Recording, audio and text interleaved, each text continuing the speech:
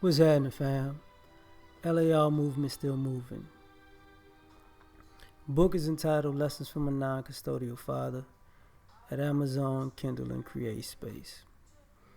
A link will be in the description box below as usual. This video is entitled An Economy Built Off of Narcissism. Narcissism is a new economy. A new economy from narcissism, something like that. Anyway, I look around and I start thinking that, with less and less skills being passed down from one generation to the next to maintain the society, and, less builders of society, less farmers in society, less innovators or creators of producers of things, less creative minds, less watchmakers. I think it's a lot of watchmakers, but I mean in America. Less people going into like design, architecture, manufacturing. Those economies are going to be for people who go into them. They don't have to be as good as they once were to get it to have the boom, because society seems to be transitioning to an economy based off of narcissism. And what I mean by that is, people don't want to get their hands dirty.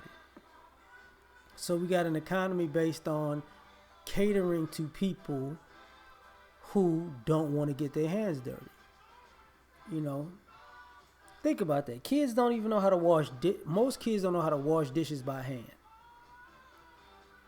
Most people don't garden.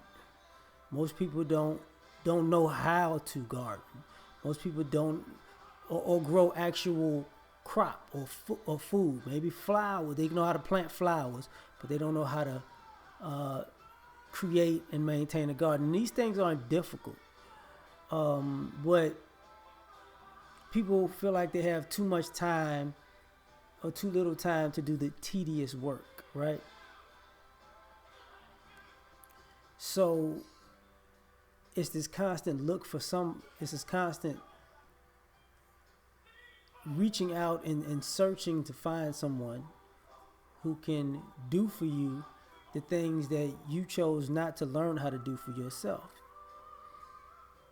And then, you have this whole basic generation of a group of people who are motivational speakers. Nothing's wrong with motivational speakers.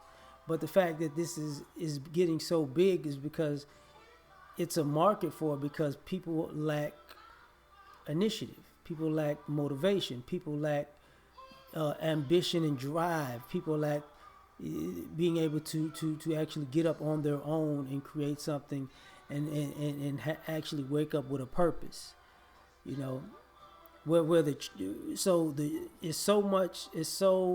There's so much lack of ambition and drive in society that people are running. The churches are full, and people are running out of the churches to find some type of purpose, but at the same time wanting purpose to be given to them. People have a hard time cooking their own food, and you have generations of people who will literally live like a bachelor in the future, whether they're man or woman. It'll be takeout all the time. You got people who don't want to, who narcissistic, and everything has to be about them. That's part of the underbelly of the Uber culture. You want the need to feel like you're chauffeured around. Come get me wherever I'm at and take me. And then people get in other people's cars as if they run these other people's cars. Like how dare you put me out of your car for because I'm acting a fool? Like, wow, like you don't have manners. You know,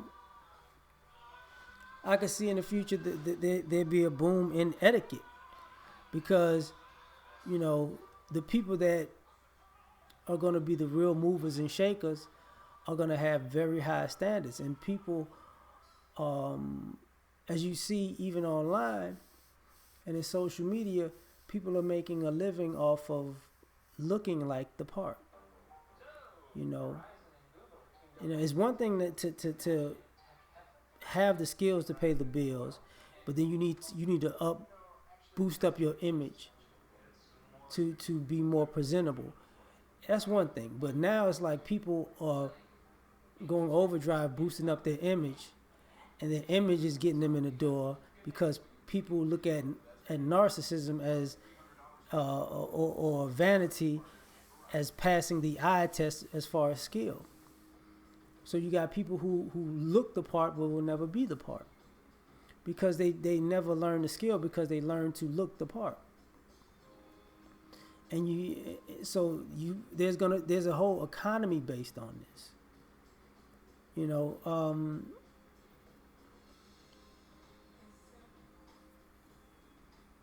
people not gonna realize how crazy it is to have, automation. An artificial intelligence doing things that human beings should be able to do. You're gonna have a society of social media persons.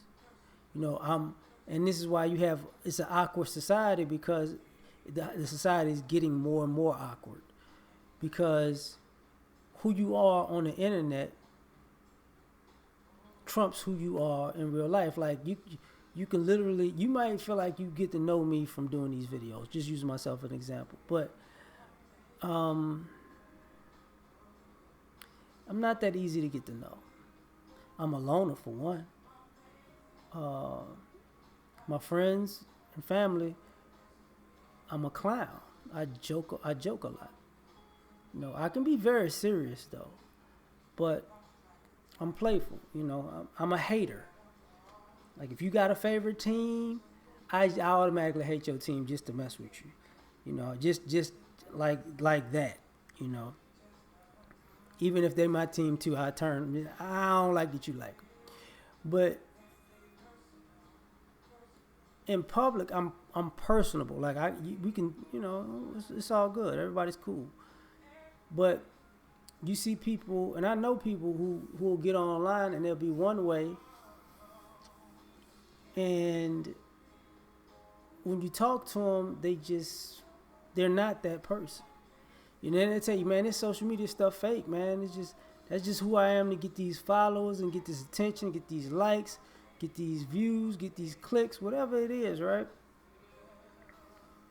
But you have a society built that way. I like cars. I got in a car wreck. Some of y'all already know that. I've been healed, but I'm still sore. But my car got totaled. And me and my friends was clowning about this. Like, the newer the cars that are coming out,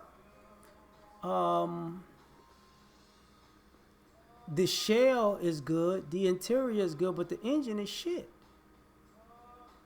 But most people don't care about that because guess what? It just looks good, And you in some ways, the dash says 160, so the car can do 160. Now with that engine, it can't. No, it can't. You gonna really test something up thinking that you can push that car like that.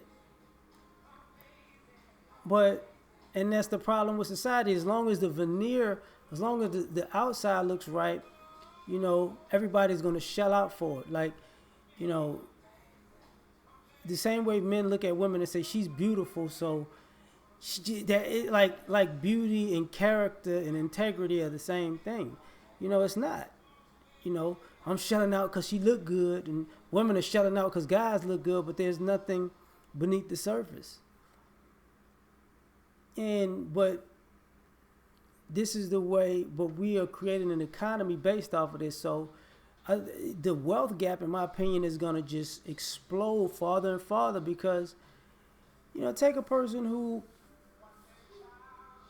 um, knows agriculture. They're gonna make a killing because you gotta eat and you don't want to cook, but you need food. So companies gonna need those people to provide them their services because you're gonna see more and more restaurants popping up. You're gonna see more and more fast food spots popping up. You're gonna see more and more franchise chains. I mean, damn, ramen noodles even got a franchise. Not the literal ramen noodle company like the ones but people who just make ramen noodles. That lets me, that lets me know how lazy people got when you could sell ramen noodles. And that's vanity.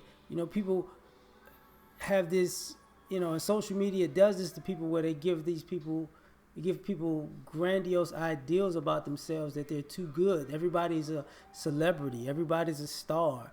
Everybody, because of mediocrity that has been placed on a pedestal and on television, you feel like I'm just as mediocre as them, so I could be a celebrity too. See, there used to be a day where if a movie star could make actual good movies, a singer was actually a great singer, a rapper was actually a great rapper, an artist was actually a great artist. You know what I'm saying? So a comedian was actually a great comedian. Now it's an influx of mediocrity because of narcissism, because people feel like, oh, I could do that, and they let so many people in, and they kicked all the special people out.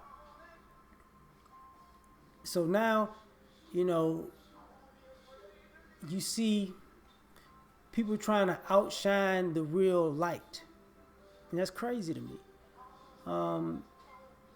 Because now, and I remember watching it in hip hop.